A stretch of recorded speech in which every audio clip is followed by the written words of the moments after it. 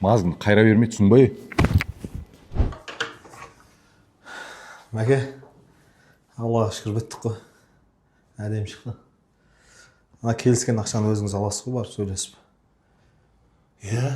Етірақ болса дұрыс болар еді, мен ана ауылға да салуым керек, үйдегілерді күтіп қалды да. Әдем бітірдік қой негізі. Майда шүйде жаңағы нелер бәрін айтты енді, оның бәрін істедік.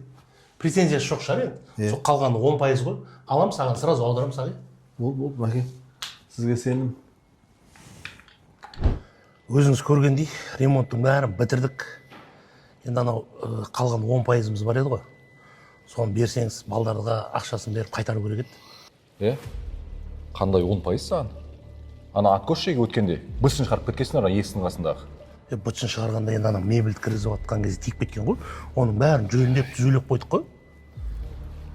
қой. Миды ашпашы. Ешқандай ақша жоқ саған. Қалай жоқ, сіз қарсыз ғой 10%-ын қарыз едіңіз ғой. Сені сөзге түсінбейсің ба не?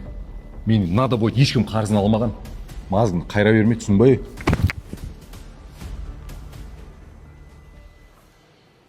Бауырым,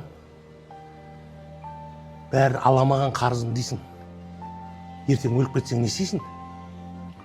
Өліп кетсем, бәрінен құтылып кетемін сол қарыздардан. Бәрінен құтылып кетем дейсің ба?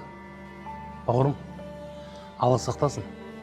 Қарыз болып өліп кетсең, ертең ақыретте солардың бәрі сенің жағаңнан алады.